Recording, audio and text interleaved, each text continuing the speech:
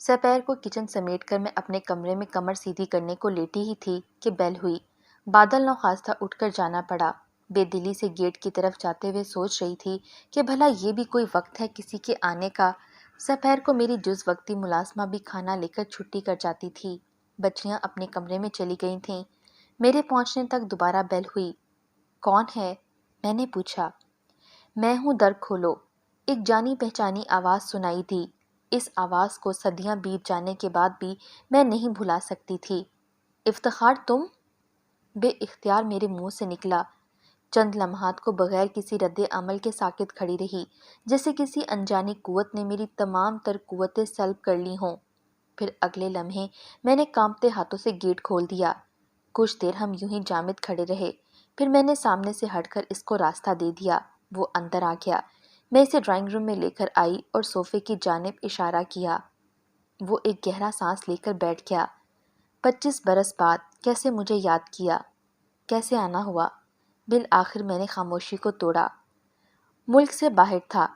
جب یہاں آیا پتہ چلا کہ تمہارے شوہر کا انتقال ہو گیا ہے۔ افسوس ہوا۔ تمہارے شوہر مرحوم کی وفات کا سن کر تعزیت کرنے چلا آیا۔ کیا تمہیں برا لگا ہے میرا یہاں آنا؟ مجھ کو گمسم پا کر اس نے سوال کیا۔ اس نے چند جملے عارف مرحوم کی فوتگی کے بارے میں ادا کیے۔ میں سر جھکائے سنتی رہی۔ اس کی بات کا جواب نہیں تھا میرے پاس، نہ ہی اسے سوال کرنے کی گنجائش تھی۔ صورتحال بہت گمگیر ہو گئی۔ تھوڑی دیر کے بعد وہ اٹھ کھڑا ہوا۔ ٹھیک ہے، تمہارا غم سمجھتا ہوں، میں پھر آؤں گا۔ وہ چلا گیا۔ اسے جاتے ہوئے دیکھتی رہ گئی، جیسے کوئی سایہ تپتی دھوپ میں لمحہ بھر کو نظر آیا اور پھر نظروں سے اوجھل ہو گیا، جیسے ہاڑ کی دھوپ میں اچانک چلتا ہوا بادل، اور چلتے ہوئے بادلوں کو بھلا کوئی روک سکتا ہے؟ افتخار کے جانے کے بعد بھی کافی دیر تک میں جہاں بیٹھی تھی وہیں بیٹھی رہ گئی۔ مجھ کو یہ ہوش بھی نہ رہا کہ گیٹ کھلا ہے اور مجھے اسے بند کرنا ہے۔ کئی دن گزر جانے کے بعد بھی میں کھوئی کھوئی سی رہی۔ مجھے یقین نہ آتا تھا کہ افتخار نے مجھے اب تک نہیں بھلایا تھا۔ ہم نے سوچا بھی نہ تھا کہ کبھی تقدیر ہم کو جدا کر دے گی۔ میں دادی جان کی چہیتی پوتی اور وہ ان کا لاڈلا پوتا، میرے تایا ابو کا لاڈلا بیٹا۔ تایا بھی وہ جو مجھے اپنی سگی بیٹیوں جیسا پیار کرتے تھے۔ وہ مجھے اپنی بہو بنانا چاہتے تھے۔ میں ان کا ارادہ جانتی تھی اور اس بات پر میری دادی سب سے زیادہ خوش تھیں۔ ہم دونوں دادی کے گھر ہوتے اور ایک دوسرے کو دیکھ دیکھ کر جیتے تھے۔ تائی کہتی، گھر کی لڑکی گھر کا لڑکا دونوں ماں باپ کے سامنے رہیں گے تو نین سکھ کلیجے ٹھنڈک ہوگی۔ تایا ابو کی مال روڈ پر گھڑیوں کی دکان تھی، جہاں شام کو افتخار دکان پر بیٹھتا اور تایا آرام کرنے گھر آ جاتے تھے۔ یہ اس دن کی بات ہے جب میں اپنی چھوٹی بہن کے ساتھ مال روڈ پر خریداری کرنے گئی تھی۔ سامنے تایا ابو کی دکان تھی۔ افتخار نے ہم کو گزرتے دیکھا تو ہماری طرف آ گیا۔ کہا، دوپہر کو گرمی میں بازار میں چہل قدمی کی کیا سوچی ہے؟ دکان میں آ جاؤ، کچھ ٹھنڈا پانی پی لو۔ ہم کو بھی پیاس لگی تھی، اس کی دکان میں چلے گئے۔ اتنے میں فائزہ کو یاد آیا کہ اس نے سامنے کی دکان سے جو خریداری کی تھی وہاں ایک شاپنگ بیگ بھول آئی ہے۔ بولی، باجی آپ یہاں بیٹھیں، میں سامنے سے بیگ لے آؤں۔ یہ کہہ کر وہ دکان سے نکلی اور تیز قدموں سے چلتی سڑک پار کر گئی۔ افتخار بھی شاید یہی چاہ رہا تھا کہ ہم کو چند لمحوں کی تنہائی میسر آئے تو دو باتیں کر لیں۔ اس نے اس خیال سے اٹھ کر دکان کا بیرونی دروازہ بند کر کے اسے لاک کر دیا تاکہ ان لمحات میں کوئی اندر نہ آ جائے، اور دروازے کے باہر نماز کا وقفہ والا بورڈ پر آویزہ کر دیا۔ میں اور افتخار بات بھی نہ کرنے پائے تھے کہ تایا ابو کی گاڑی دروازے پر رکی اور وہ اتر کر دکان پر آئے، مگر دروازہ لاک تھا۔ دروازے کے شیشے کالے تھے، اندر سے ہم ان کو نہیں دیکھ سکتے تھے۔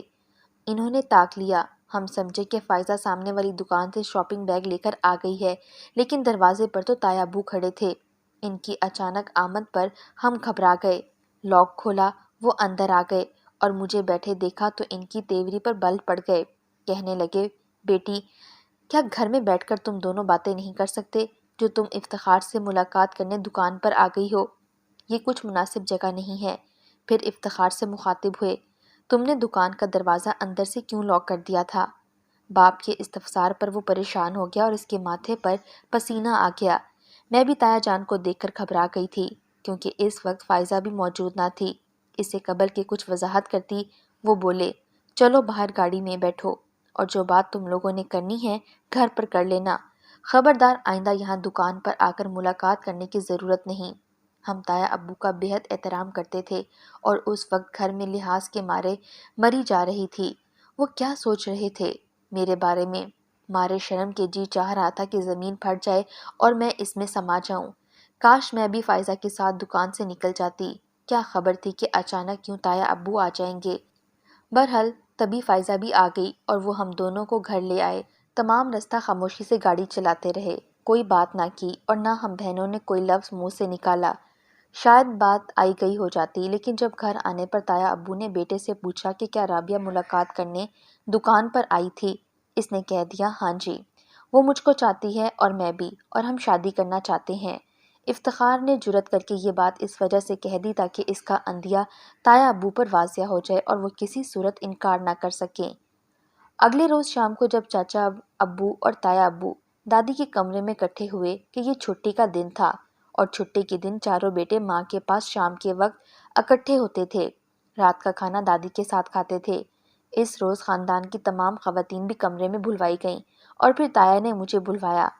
تایا ابو نے اپنی باروب آواز میں پوچھا، رابعہ بیٹی، تم افتخار سے ملنے ہماری دکان پر آئیں، کیا یہ سچ ہے؟ تم اس کو پسند کرتی ہو اور اس سے شادی کرنا چاہتی ہو؟ یہ بات مجھ کو افتخار نے کہی ہے، لیکن میں ان سب کے سامنے تمہاری مرضی تمہارے منہ سے سننا چاہتا ہوں۔ خاندان کے بزرگوں کے روبرو اپنی محبت کا اعتراف میرے لیے کسی بڑی آزمائش سے کم نہ تھا۔ مجھے انتہائی ذلت اور سبکی محسوس ہوئی۔ بھلا کون بیٹی اپنے ماں باپ اور قریبی رشتہ داروں کے سامنے ایسے سوال کا جواب دے سکتی ہے؟ سمجھ میں نہ آیا کہ میری سرزنش کی جا رہی ہے یا مرضی معلوم کی جا رہی ہے۔ اگر مرضی معلوم کرنی تھی تو امی یا تائی کے ذریعے بھی یہ بات مجھ سے پوچھی جا سکتی تھی۔ آخر یہ بھتیجی سے اندیہ لینے کا کون سا طریقہ تھا؟ تایا سے زیادہ مجھے افتخار پر غصہ آیا تھا کہ اس نے اپنے والد سے ایسی بات کیوں کہہ دی جو اسے زیب نہ دیتی تھی اور مجھے سب کی نظروں میں گرا دیا تھا۔ محبت اپنی جگہ، لیکن ذلت کا احساس اور غصے نے میرے حواس مختل کر ڈالے۔ تبھی میں نے بھی آنکھوں میں آنسو بھر کر کہہ دیا، جس نے بھی ایسا کہا ہے افتخار سے ملاقات کرنے گئی تھی، بالکل غلط کہا ہے۔ مجھ پر الزام لگایا گیا ہے، یعنی میں تو تایا ابو سے اس قدر خوفزدہ ہو گئی کہ صاف انکار کر دیا کہ میں نہ افتخار کو پسند کرتی ہوں اور نہ میں نے اس سے شادی کرنے کا کہا ہے۔ ہم خریداری کرنے گئے تھے، دھوپ تھی تو دکان میں چلے گئے۔ نہ میری پسند آپ کے بیٹے کے لیے ہے اور نہ ملاقات کرنا میری غرض تھا۔ میرا کوئی ذاتی فیصلہ بھی نہیں ہے، یہ فیصلے تو بزرگوں کے کرنے کے ہوتے ہیں۔ یہ کہہ کر کمرے سے نکل گئی اور اپنے کمرے میں آ کر خوب پھوٹ پھوٹ کر روئی۔ مجھے امید نہ تھی کہ افتخار اس طرح منہ پھاڑ کر اپنے والد سے میرے بارے میں ایسی بات کرے گا۔ جب دادی، پھپھو اور تائی مجھ سے بات کرنے آئیں، میرا دل جل رہا تھا۔ ان سے بھی کہہ دیا کہ اس موضوع پر اب کوئی مجھ سے بات نہ کرے اور نہ مجھے افتخار سے شادی کرنا ہے۔ میں دکان پر نہیں گئی۔ یہ تایا ابو کا سراسر بہتان ہے۔ غصے میں انسان بغیر سوچے سمجھے بول جاتا ہے، لیکن تایا کو میری یہ بات بہت بری لگی۔ انہوں نے ابو سے کہا کہ تمہاری بیٹی نے میری بیوی سے کہا ہے کہ وہ دکان پر افتخار سے ملنے نہیں گئی، بلکہ میں نے اس پر بہتان لگایا ہے، جبکہ میں نے اپنی آنکھوں سے اس کو دکان میں دیکھا ہے۔ جس بچی کو میں اپنی بیٹی کی طرح جانتا ہوں، وہ مجھے جھوٹا کہہ رہی ہے۔ وہ افتخار سے شادی پر بھی راضی نہیں ہے۔ میں نے اس بات کو ضرور برا محسوس کیا ہے۔ ہماری لڑکیوں کا دکان پر آنا جانا ایک نامناسب بات ہے۔ میرا مطلب الزام دھرنا یا اپنی بھتیجی کو شرمندہ کرنا ہرگز نہیں تھا۔ رابعہ نے میری نیت کو غلط سمجھا ہے۔ میں تو اسی کو بہو بنانا چاہتا ہوں۔ وہ اپنے طرز عمل پر بہت رنجیدہ تھے، کیونکہ سب کے سامنے مجھ کو سرزنش کرنے کا غلط طریقہ تھا۔ بہرحال تائی کو موقع مل گیا کہ وہ میرا پتہ صاف کر دیں۔ پہلے وہ شوہر اور ساس کے فیصلے کے آگے نہ بول سکتی تھیں، لیکن اب بول سکتی تھیں۔ جب سب نے بتایا کہ رابعہ نے بزرگوں کے سامنے افتخار سے شادی سے انکار کر دیا ہے تو وہ غصے میں گھر سے چلا گیا اور کچھ روز اپنے ماموں کے پاس قیام کیا، جس نے اس کو دبئی بیٹے کے پاس بھجوا دیا، اور پھر وہاں سے وہ امریکہ کی طرف نکل گیا اور لوٹ کر نہ آیا۔ اس کے جانے کے بعد میری زندگی اجاڑ جنگل جیسی ہو گئی۔ سال بعد عارف صاحب کا رشتہ آیا۔ اس رشتے کو سبھی نے پسند کر لیا اور میری مرضی پوچھنے کی بھی زحمت نہ کی۔ ویسے سب میرا کیا دھرتا تھا، نکاح کے وقت میرے آنسو نہ تھمتے تھے۔ دل اس قدر غمزدہ تھا کہ پھٹا جاتا تھا۔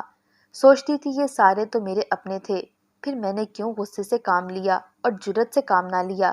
واقعی میں بے وقوف بزدل تھی جو اپنی جنت کو خود ٹھوکر مار دی۔ شادی کے پہلے روز سسرال میں مجھے اپنا غم چھپانا مشکل ہو گیا تھا۔ عورتیں کہہ رہی تھیں کہ دلہنوں کو وداع کا غم ہوتا ہے، مگر اتنا روتے تو ہم نے فی زمانے صرف کسی دلہن کو نہیں دیکھا ہوگا۔ میں اپنے دل کا درد کسی سے کہہ بھی نہیں سکتی تھی، لیکن چہرہ تو دل کا آئینہ ہوتا ہے۔ مجھ سے پیار کرنے والے لوگ میرے دکھ سے غافل نہ تھے۔ سبھی جانتے تھے کہ میں اپنے گھر میں خوش نہیں ہوں۔ کہتے ہیں کہ وقت ہر زخم کا مرہم ہوتا ہے، لہٰذا مجھے بھی اپنے شوہر اور ان کے گھر کو قبول کرنے میں وقت لگا۔ اللہ نے 3 بچوں سے نواز دیا۔ رفتہ رفتہ اولاد کے پیار میں کھو کر ماضی کے غم کو بھلانے لگی۔ وقت گزرتا گیا۔ عارف کی رفاقت میری زندگی بھری بھلی خوشیوں ناخوش گزر گئی۔ بچیاں بڑی ہو گئیں اور ایک روز وہ جن کو تقدیر نے میرا جیون ساتھی بنایا تھا، مجھے اور میری بیٹیوں کو چھوڑ کر اس دنیا سے چلے گئے۔ 25 سال کی عمر کا طویل عرصہ ہوتا ہے۔ اس عرصے میرے والدین، دادی، ساس، سسر سبھی اپنے خالق حقیقی کے پاس چلے گئے تھے۔ صرف عارف ہی میرے اپنے تھے۔ انہوں نے اگرچہ اپنی زندگی میں مجھ کو کوئی دکھ نہ دیا تھا اور ہر طرح سے میرا خیال رکھا تھا، تاہم وہ ایک تنخواہ دار سفید پوش آدمی تھے۔ ایمانداری سے رزق حلال کماتے تھے۔ اپنی زندگی میں صرف ایک گھر تعمیر کرا سکے جو اب ہمارے سر چھپانے کی باعزت سہارا تھا۔ اس کے سوا کوئی اثاثہ انہوں نے نہیں چھوڑا تھا۔ ہمارا کوئی بیٹا بھی نہ تھا۔ بیٹیوں کی پرورش بہت اچھے طریقے سے دونوں نے کی اور تعلیم دلوائی۔ بڑی بیٹی رمشا 20 برس کی تھی، BA کر چکی تھی، منجلی FA میں، جبکہ تیسری ان دنوں میٹرک میں پڑھ رہی تھی۔ جب عارف داغ مفارقت دے گئے، ان کی پینشن آتی تھی اور گھر کا عقبی حصہ کرائے پر دے دیا تھا۔ اس طرح سے کھینچ تان کر گزارا ہو رہا تھا۔ میرے مرحوم شوہر بیٹیوں کی ملازمت کے خلاف تھے۔ میں نے بھی ملازمت نہ کرنے دی، چاہتی تھی کہ وقت سے یہ اپنے گھروں کی ہو جائے، لیکن فی زمانہ اچھے رشتے بھی مشکل سے ملتے ہیں۔ اسی فکر میں گھل رہی تھی کہ افتخار میرے سوئے ہوئے ماضی کو صدا دینے آ گیا۔ اس وقت بچیاں اپنے کمرے میں تھیں، انہوں نے اسے نہیں دیکھا اور نہ اس کی آمد کی خبر ان کو ہوئی۔ دعا کی کہ افتخار دوبارہ نہ آئیں، کہ ان کا آنا اب میرے لیے باعث پریشانی ہو سکتا تھا۔ بچیوں پر اپنے ماضی کو ظاہر نہ کرنا چاہتی تھی کہ وہ جواں سالہ تھیں۔ ان کے جو پاکیزہ خیالات ماں کے بارے میں تھے، انہیں ہرگز ٹھیس نہیں پہنچانا چاہتی تھی۔ افتخار کو میری بیوگی سے حقیقی معنوں میں دکھ پہنچا تھا۔ کچھ ہی دن گزرے وہ پھر آ گیا۔ میں نے ملازمہ کو مہمان کو ڈرائنگ روم میں بٹھانے کا اور چائے لانے کو کہا۔ چائے پیو افتخار، پہلی بار بھی تم کچھ بغیر کھائے پیے چلے گئے تھے۔ میں تم سے ایک اہم بات کرنے آیا ہوں۔ اس کے بعد ہی میں واپس امریکہ جانے کا فیصلہ کروں گا۔ برا مت ماننا، ہم دونوں کم عمری میں اپنی ناسمجھی کے باعث ایک دوسرے سے جدا ہو گئے، حالانکہ ابو کو اس بات کا شدید قلق رہا۔ ان سے بھی بھول ہو گئی کہ تم سے سب کے سامنے باز پرس کی، اور مجھ سے بھی بھول ہو گئی کہ بجائے صحیح بات کہنے کے کچھ غلط سلط کہہ گیا۔ آج وہ وقت ہاتھ نہیں آتا، لیکن اس کی تلافی ممکن ہے۔ شاید تم نہیں جانتی کہ میں ابھی تک اسی وجہ سے شادی نہ کر سکا کہ دل نے کسی اور کو قبول ہی نہیں کیا، اور اب جب کہ تمہارے حالات جانتا ہوں، اپنی غلطی کا ازالہ کرنا چاہتا ہوں۔ تم پر 3 لڑکیوں کا بوجھ ہے، جن کے سر پر ہاتھ رکھنے والا کوئی نہیں ہے۔ التجا کرتا ہوں کہ زندگی کو مزید دکھوں میں مت دھکیلو۔ اب میں تمہیں کھونا نہیں چاہتا۔ اب بھی ہم ایک ہو سکتے ہیں، دکھوں کو مل جل کر بانٹ سکتے ہیں۔ تمہاری بچیوں کو بھی ایک حقیقی سہارے کی ضرورت ہے۔ میں نے لمبی بات کر لی، اب فیصلہ تمہارا ہے۔ ایک لمحے کو تو میں اس کی باتیں سن کر پریشان ہو گئی۔ افتخار، یہ کیسے ممکن ہے؟ میری بچیاں جوان ہیں، وہ اس عمر میں ہیں کہ کبھی بھی کسی دوسرے شخص کو باپ کی صورت قبول نہیں کریں گی۔ میں ان کی نظروں میں اپنا بھرم بھی کھو دوں گی اور ان کی محبت بھی۔ ایسا کچھ نہیں ہوگا، تم اس دنیا میں اکیلی ہو۔ میں نے عمر بھر کمایا، اب یہ دولت میرے کس کام کی؟ میں تمہاری بچیوں کے لیے اچھے رشتے تلاش کروں گا، ان کو عزت و آبرو سے ہم رخصت کریں گے۔ رابعہ، خدارا میری بات مان لو۔ تم نے تنگ دستی میں زندگی کاٹ دی، اب تم ایک آسودہ حال زندگی گزارو گی، بڑھاپے میں کسی کی محتاج نہ رہو گی۔ غرض جس قدر کسی انسان کے بس میں ہوتا ہے۔ افتخار نے مجھے قائل کرنے کی کوشش کی۔ وہ کوئی اجنبی یا غیر نہ تھا، میرا تایا ذات تھا۔ میں اس کو اور وہ مجھے اچھی طرح جانتا تھا۔ وہ دل سے یہ سب کہہ رہا تھا۔ میری بیوگی کا دکھ اس کے دل میں تر و تازہ تھا۔ جب اس نے بہت منت سماجت کی تو میں نے کہا، افتخار، بچیوں کے ہوتے میرے لیے ادھیڑ عمر میں عقد ثانی کا فیصلہ بہت مشکل ہے۔ اتنا اصرار مت کرو کہ میں پریشان ہو جاؤں۔ تم سوچ تو سکتی ہو۔ میں ابھی فیصلہ نہیں کر سکتی۔ اس بارے میں سنجیدگی سے سوچو۔ میں ایک بار اور آؤں گا تم سے جواب لینے۔ امید ہے تم حقیقت پسندی سے کام لوگی اور تمہارا جواب اثبات میں ہی ہوگا۔ افتخار چلا گیا، مجھے شش و پنج کے دوراہے پر کھڑا کر کے۔ عورت بے شک اپنی آسائشوں کے لیے نہ سوچے لیکن اپنی اولاد کی خاطر ضرور سوچنے پر مجبور ہو جاتی ہے۔ ہمارے گھر پر ابھی بھی لون تھا، آدھی سے زیادہ قسطیں ادا ہو چکی تھیں، لیکن ابھی اور قسطیں باقی تھیں جو کرائے سے ادا کرنی اب مشکل نظر آ رہی تھیں۔ افتخار کے جانے کے بعد میں اس بارے میں سوچنے پر مجبور ہو گئی اور مجھے لگا کہ اگر میں اس کی بات مان لوں تو بہت سی مشکلات سے بچ جاؤں گی۔ وہ میری مشکلات کے راستے میں سینہ سپر ہو جائے گا تو ہمارے پاس خوشحال زندگی ہوگی، بچیوں کے رشتے بھی اچھے گھرانوں میں ہو جائیں گے۔ ابھی میں کسی فیصلے پر نہیں پہنچی تھی کہ میری بڑی بیٹی نے چند روز بعد مجھ سے اکیلے میں بات کی۔ اس نے کہا، ماں وہ شخص کون تھا جو آپ سے ملنے آیا تھا؟ میرا تایا زاد تھا، امریکہ میں رہتا ہے اور تمہارے ابو کی وفات کا سن کر تعزیت کرنے آیا تھا۔ تو کیا تعزیت ایسے کی جاتی ہے؟ شاید آپ کو خبر نہیں، ہم بہنوں نے دروازے کے پاس رک کر آپ کی اور اس آدمی کی باتیں سنی ہیں۔ چھوٹی اور منجلی تو دکھ سے نڈھال ہو گئی ہیں۔ ہم تصور بھی نہیں کر سکتے ہماری پیاری محبت کرنے والی پاکیزہ ماں کا ایسا ماضی ہوگا اور آپ اس آدمی کے ساتھ ہم سے خفیہ دوسری شادی کے منصوبے بنا رہی ہیں۔ میں نے بڑی مشکل سے دونوں بہنوں کو سمجھایا۔ رمشا نے کہا، شادی کے بارے میں نہ سوچنا اور اپنے کزن کو بھی منع کر دینا کہ وہ اب ہمارے گھر نہ آئے۔ غریبی، بھوک، دکھ، سکھ ہم کو سب برداشت ہے لیکن ستیلا باپ برداشت نہیں۔ ہماری جو قسمت ہوگی ہم کو مل جائے گا۔ رمشا کے ایسے تیور دیکھ کر میں بہت ڈر گئی اور اس کی تنبیہ پر میرا دل ہی بیٹھ گیا۔ بے اختیار منہ سے یہی نکلا کہ بیٹی، میں دوسری شادی کا تصور بھی نہیں کر سکتی۔ تم لوگ ہی میری کل کائنات ہو، میرا جینا مرنا اب تمہارے ساتھ ہے، تم بے فکر ہو جاؤ۔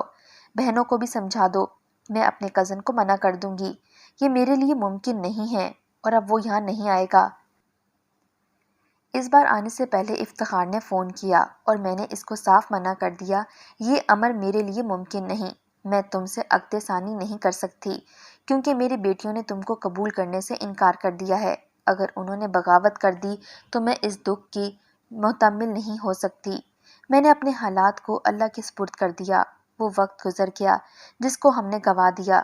میری بچیوں نے ہماری گفتگو سن لی تھی اور اب وہ قطعی ستیلے باپ کے رشتے کو قبول کرنے پر راضی نہیں ہیں۔ اس نے کہا، ہم اپنی شادی کو خفیہ رکھ سکتے ہیں جب تک ان کی شادیاں نہیں ہو جاتی۔ یہ بھی محال ہے۔ افتخار، زندگی کے سنہرے دن گزر چکے ہیں، امیدیں اور خواب کھو گئے ہیں، اب ان کی راکھ باقی ہے۔ اس راکھ کو اڑانے کا کوئی فائدہ نہیں ہے۔ تم جہاں سے آئے ہو وہاں لوٹ جاؤ، یہی میرا فیصلہ ہے۔ افتخار نے مایوس ہو کر فون بند کر دیا اور دوبارہ میری زندگی میں لوٹ کر نہیں آیا۔ نہ اس نے مڑ کر دیکھا اور نہ کبھی کوئی رابطہ کیا۔